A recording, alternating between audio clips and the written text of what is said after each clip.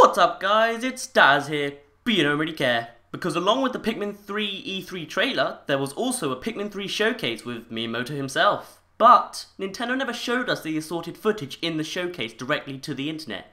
However, luckily for us, GameXplain were able to get some decent quality of the assorted footage shown. So, I'm gonna go analyze it. But first, let's watch the full thing. I promise you would be free. Now, if I had to assign a genre name, then I would call it a real-time action strategy simulation game. It's a bit long, so the development team is calling it an AI action game. But there really is no other game like this. Now, the Pikmin are positioned out in the field, and you're trying to use them to accomplish as many things simultaneously as you can in a single day. You do so by walking around the field yourself, assigning different tasks. The AI that lets the Pikmin work on their own all across the map requires an enhanced CPU. And you need high-resolution graphics to see the tiny Pikmin clearly in those natural environments. And the Wii Remote Plus is very handy for issuing commands to the Pikmin as they move. And what's very important with this game is the overall map. And you can check this at any time on the gamepad screen. And with the slide touch control, you can survey the map detail and assign destinations to your explorers. And at the end of the day, you can review a replay of your accomplishments on the gamepad. So, I truly believe that this is a game that could be played only on Wii U. Now, the key to strategy in this game is understanding the abilities of the Pikmin, since this can dramatically increase the number of things you can accomplish in a single day. Now, you need to learn your abilities. The rock Pikmin break glass, the blue ones can carry objects through water, green ones through the air. Right? And you can see that the yellow Pikmin are faster at digging, and the red ones impervious to fire. You can speed them up by feeding them nectar. Yeah, a lot more was revealed to us than the trailer. You ready? Let's begin. And also, if you drink the super spicy spray, it'll double their attack power. So, we've got 3 different explorers that you control simultaneously at the game this time. So, with 3 explorers, you can now do much more simultaneously across the map. And the explorers now can throw each other like they throw Pikmin. Oh, looks like they've broken down that wall. You complete one task with one group, you can instantly assign them another task. And as you throw the explorers and then the Pikmin, it adds puzzle-solving elements, and it opens up limitless strategic possibilities. And in fact, there's so much freedom in the game, I'm worried that you may find ways to play that we didn't even envision in development. Now, there's one more thing that's very important, and that is replayability. If you make a big mistake during the game day, you can replay that day.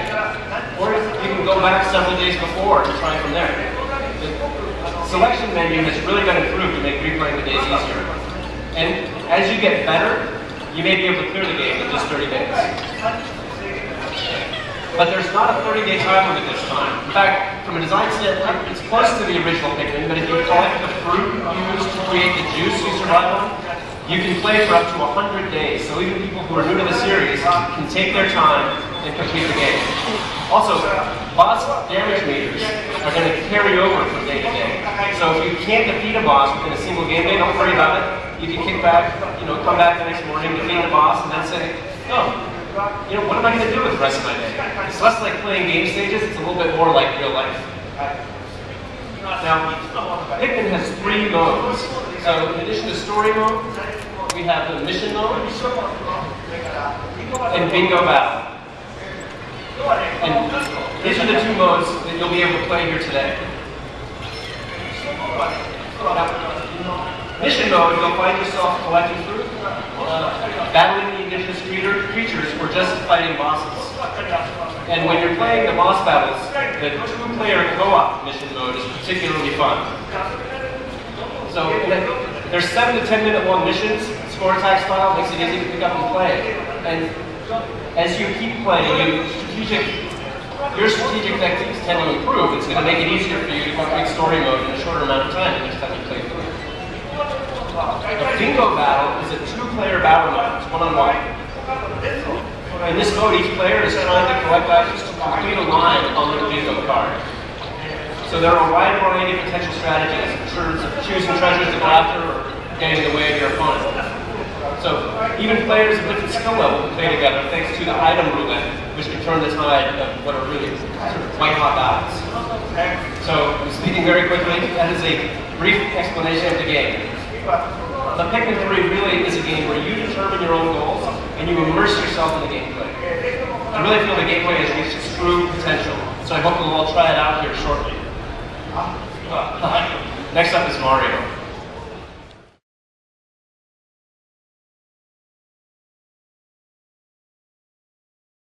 I promise to you, it'll be free. So first of all, we can see Brittany speak for the first time. Here she says yikes, which implies she's speaking in the present tense. Just thought I'd throw that out there, I guess. We can also see just how fast that Bulborb goes down. Man, Bulborbs are not a problem in this game at all. The real-time action. Finally, we can also see that there are more than 20 Pikmin carrying the Bulborb this time around. But this may simply be because there are both aerial and ground Pikmin carrying it, so they aren't limited, if that makes sense. By that I mean, there could be a maximum of 20 Pikmin on the ground carrying it, and a possibility of a maximum of 20 Pikmin on the top of the enemy.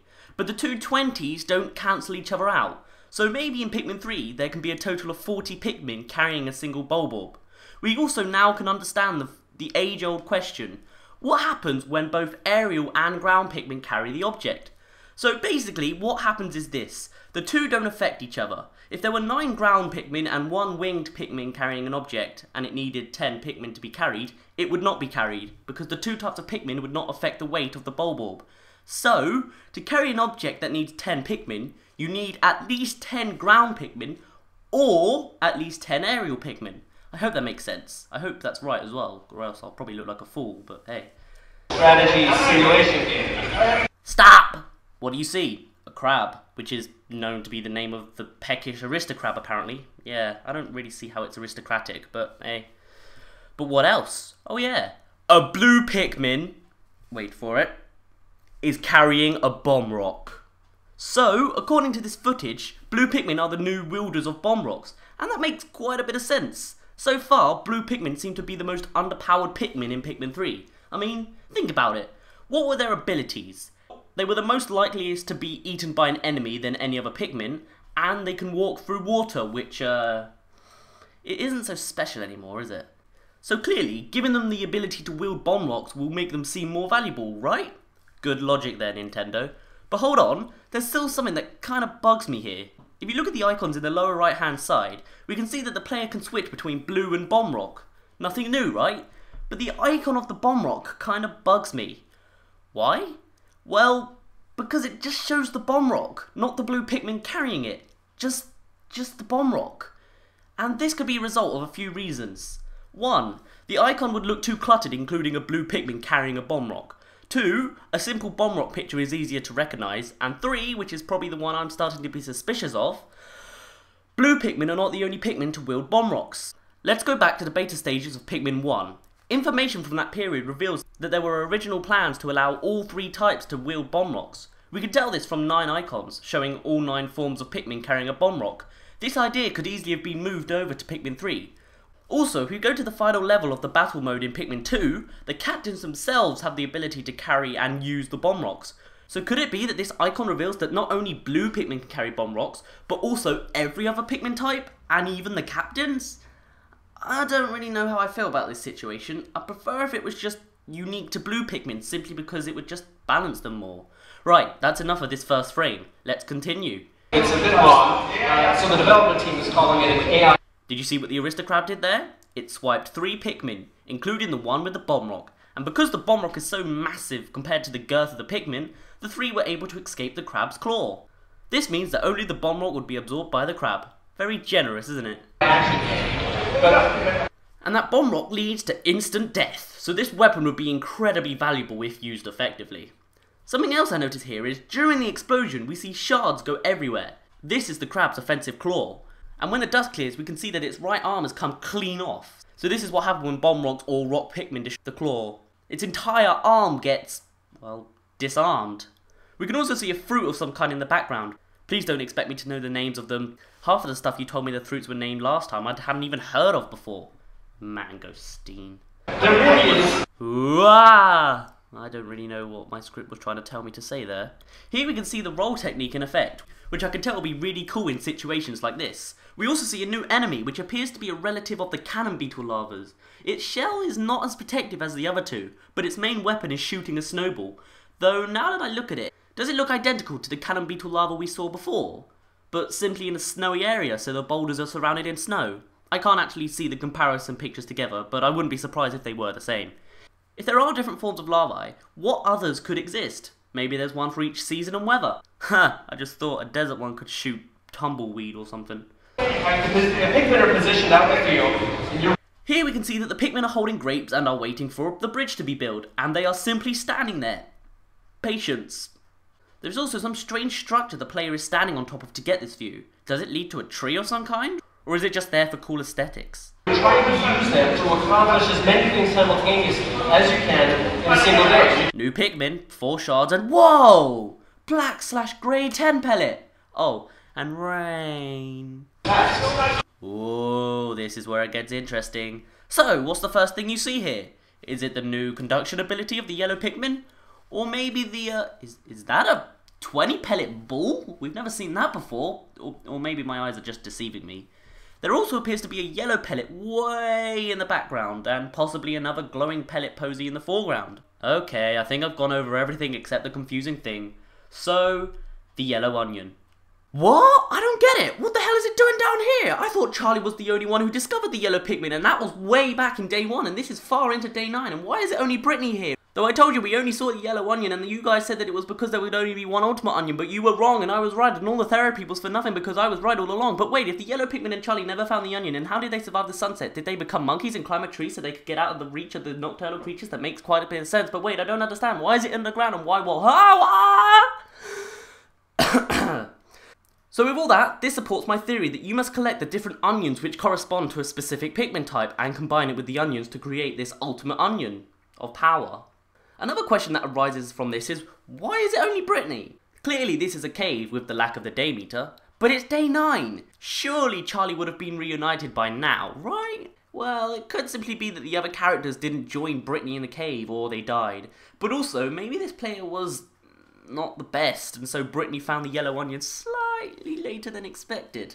Maybe you're supposed to arrive here on day 5 or something. If that's the case, then it's more than possible that Charlie has not reunited yet, and it could still be possible that Alf and Brittany discover the yellow Pikmin separately from Charlie, with Charlie finding them outside and the others finding the onion and the Pikmin underground. Once again, I can imagine a funny cutscene when they are reunited when Charlie's like, "Dude, look what I found!" And the others are like, "Yeah, we have reds, rocks, and yellow Pikmin you found." Man, for some reason, I just feel like Charlie's going to be some kind of comic relief character, like he thinks he's so badass, but really he's not that special. Anyway, that's enough about this onion, but feel free to add more about this onion in the comments if you wish. The AI that lets the Pikmin work on their own all across the map requires Bridge making, not important. and you need high-resolution graphics to see the tiny Pikmin clearly in those Day 13, still no blues or winged Pikmin, though I blame the player. natural environments. Whoa! This guy is massive! He appears to be a large relative of the hermit crawmads. It has a stalk protruding from it, and according to the Pikmin wiki, it has 2. But I can't see it, so... When you destroy the stalk, it will flip over on its back and reveal its vulnerable abdomen. This guy certainly looks intimidating, but from what we've seen, he's not that bad. Once again, seeing this map. I hope they're not trying to show us something here, because I keep skipping over this bit. Is there anything of relevance here that I just haven't mentioned already? Though something I'd like to point out, correct, and develop is the fruit icon. Later on we see that there are multiple fruits stored in Drake and they aren't extracted until the end of the day, I think. I believe that by choosing this icon you can see the fruits which are currently in storage. This could also explain why the icon changes fruits. At least, I think it does. The overall map, and you can check this at any time on the gamepad screen. And with the slide touch control, you can survey the map detail and assign destinations to your explorers. And at the end of the day, you can review a replay of your accomplishments on the gamepad. So, I truly believe that this is a game that can be played only on Wii U. Now, the key to strategy in this game is understanding the abilities of the Pikmin, since this can dramatically increase the number of things you can accomplish. Hey, hey, hey, there's that spot again, and it's not raining. Why am I so happy about this? In a single day. Now, you need to learn your abilities. The rock Pikmin break glass. Finally, we see the squids again. It's literally been a year since we last saw them. Luckily, this time we didn't see them ink. But at the last moment, we do see one eat a blue Pikmin. Yeah, eating and poisoning. Now the difficulty's getting tricky. The blue ones can carry objects through water, winged ones through the air. Winged Pikmin carrying bridge shards over the water. And when this came up, I just burst out laughing. I don't even know why. It just looks so funny that the Wollywog's just flopped with its limbs dangling. Though I did think that it was being carried from the top, not the side, so I guess that made it slightly more humorous. Right, and you can see that the yellow Pikmin are faster at digging. Fiery blowhog and fruit. Yup. Also, if you were listening carefully, you'd hear that yellow Pikmin are faster at digging. Man, it sounds like they are becoming overpowered with all these abilities, right? And the red ones impervious to fire. Fold a memo thing to the side. We can also see Pikmin drinking up nectar and maturing into flowers. This little area seems to be red Pikmin heaven. We have one red pellet, a massive red 10 pellet, and what I believe to be corpses of pyroplasmic slooches. Could it be possible that this is where Alf meets the red Pikmin, or at least in this general vicinity? Though in this footage it's clear he came back in 15 days' time, but still. The red pellet also turns yellow. By carrying a ball of the same color, you can increase your Pikmin stats. There's that snagrid again. But luckily we have spiced up winged Pikmin, and we can swarm. Obviously when swarming with winged Pikmin they can simply fly up to the enemy's weak spot. But despite being spiced up, swarmed and on the head, the winged Pikmin don't seem to be doing that much damage that quickly. Could it be that winged Pikmin are generally weak fighters? Also, this massive attack leads the snagrit to lose its feathers, which is really cool. There's also an amazing animation when the dirt is uprooted, and when the snagrit burrows, the hole magically disappears. And also, if you drink the soup. Oh, well, okay. Bye. In Pikmin 3, there's no messing around. There is a planet starving. There's no time for, are you ready for a spelunking adventure? It's literally land, shoot, go! The area itself seems to be some sort of beach or an oasis. There's certainly a lot of pellets around. The onion also shows red, yellow, blue, rocks and winged Pikmin are encased inside. But the juices inside swirl and mix. They don't go all trippy and loopy like in the bingo battle mode. In that section, I came to the conclusion that the onion would go all trippy when you have all the Pikmin available to you. But since this onion only swirls and doesn't go trippy, could it be that purple and white Pikmin do in fact contribute to the team? But Nintendo just prefers not to show us?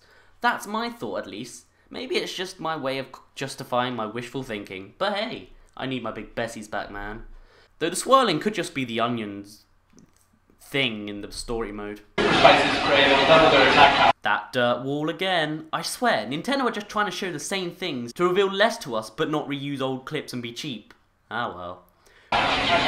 Frame by framing during the character switch, we can see a bridge right next to the wall, a pellet, a row of 3 pellets, that tree stump structure we saw previously, the location of the blue Pikmin where they traversed through shallow water, possibly a concrete wall, the bunch of grapes, and the burgeoning spiderwort plant.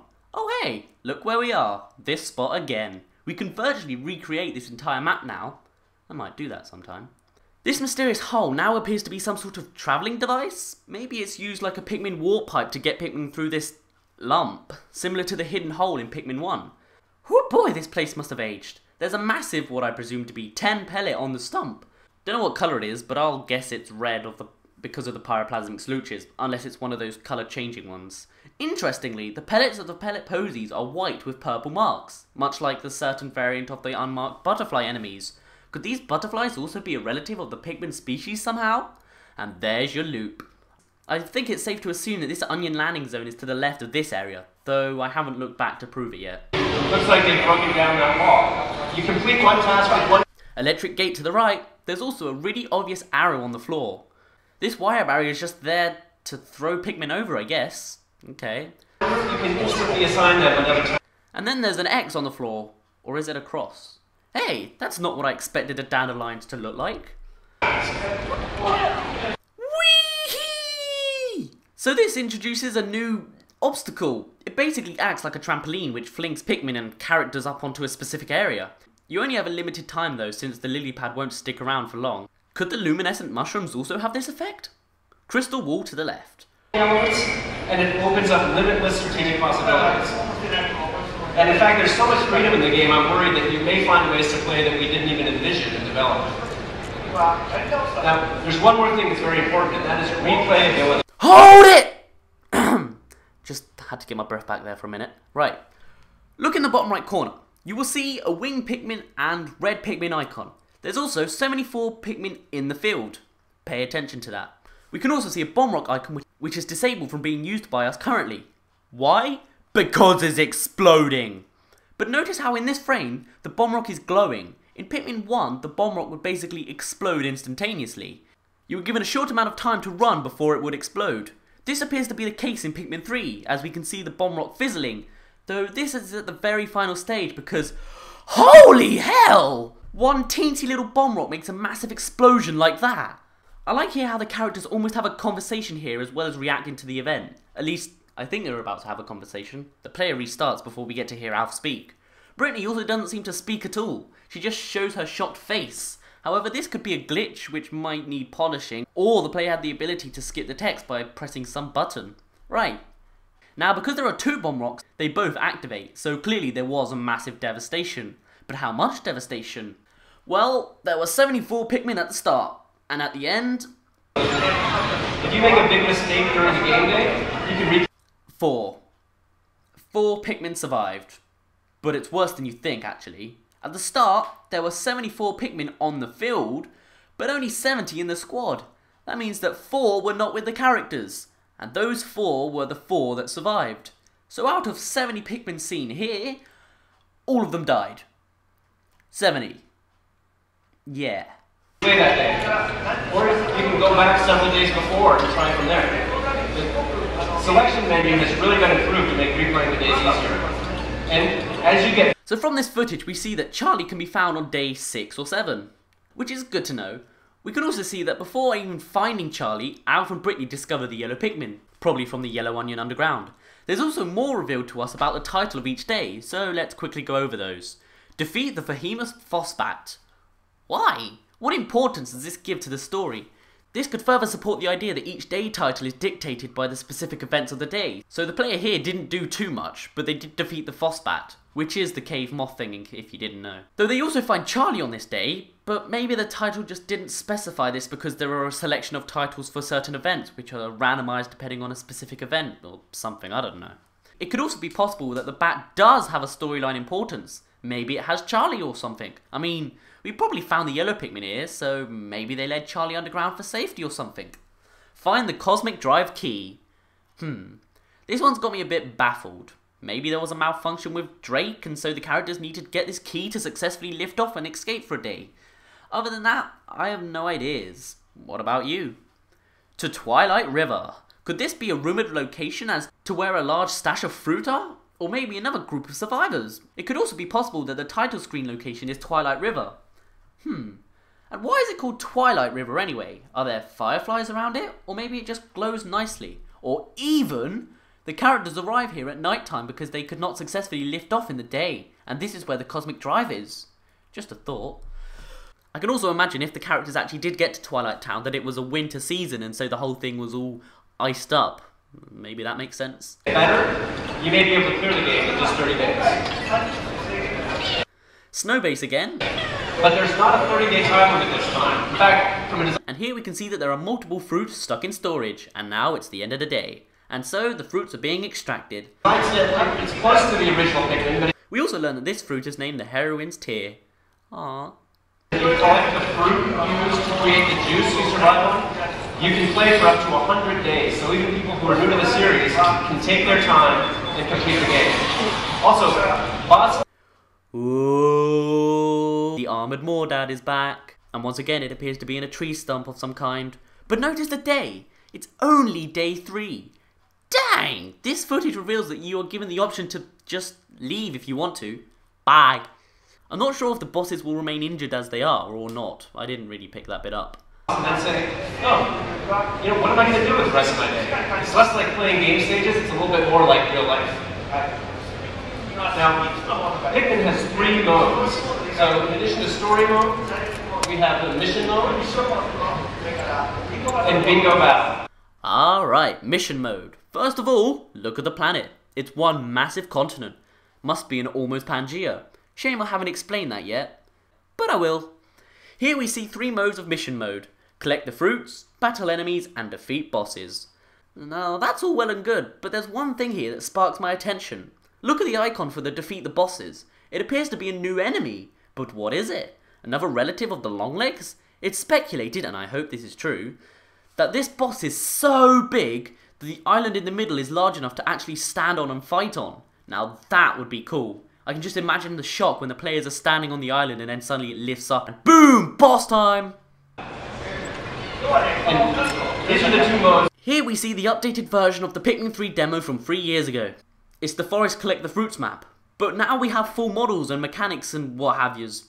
The satellite also does not seem to resemble a section of Drake. It has a similar colour scheme and material, but I'm not sure where Drake could break off this part from his body, like the ship in Pikmin 2 did. So, I don't really know. You'll be able to play here today.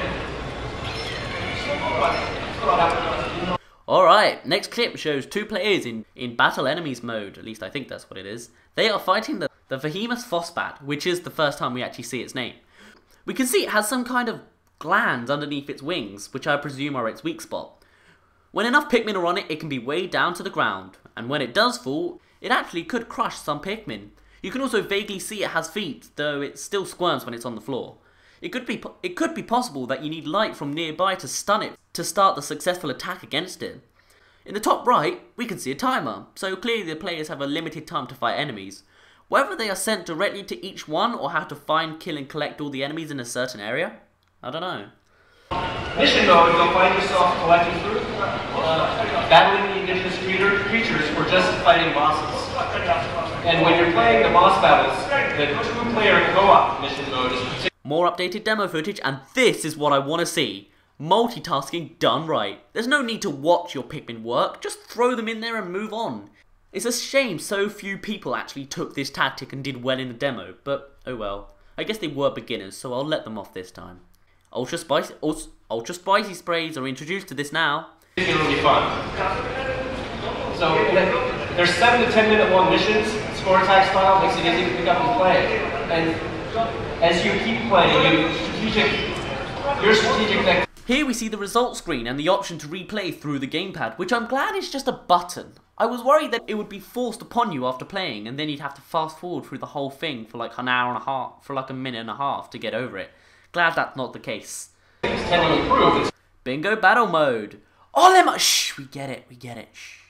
In this footage, the bingo board doesn't reveal any new enemies, so I won't identify each and every one like I did last time. In fact, there's nothing particularly new here, so I hope you don't mind if I just skip over it.